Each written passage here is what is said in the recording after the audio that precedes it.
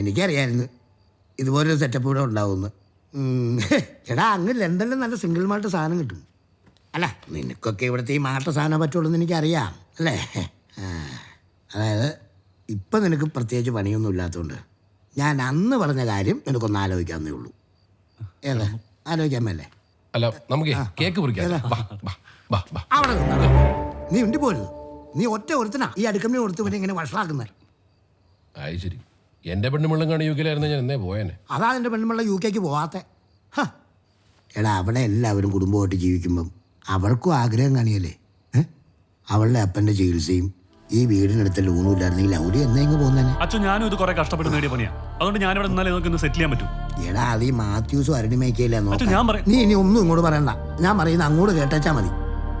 Lovely പോലെ നല്ല ദൈവഭയവും സ്നേഹവും ഉള്ള കൊച്ച.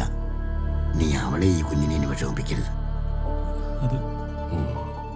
ഇപ്പൊ എല്ലാം ഓക്കെ ഇല്ലേ? നമുക്ക് അതിന്റെ പേര് എണ്ണം അടിച്ചാലോ? അവിടെ അടിച്ചാലോന്നോ? എന്റെ കണ്ണും മട്ടത്ത് ഒരുത്തിന് എന്നെ വെള്ളം ഒടിപ്പിക്കില്ല. കാനായിലെ കല്യാണത്തിന് കാനായിലെ കല്യാണത്തിന് വെള്ളം വീഞ്ഞാൽ കടിക്കുന്നു.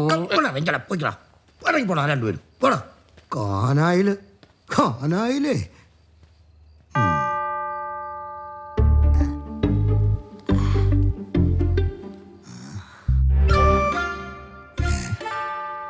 കർത്താവേ, ഇന്നെങ്കിലും ഈ പാനപാത്രം എന്നിൽ നിന്ന് മാറ്റിത്തരണമേ. പിതാവിനും പുത്രനും പരിശുദ്ധാത്മാവായ സർവേശ്വരാ. മാറ്റിയിട്ടുണ്ടേ. ഇനി നീ കല്യാണം കഴിക്കണ്ട. കഴിച്ച ഒരു കുഞ്ഞാടിന്റെ ജീവിതവും കൂടി വെള്ളത്തിലാവും.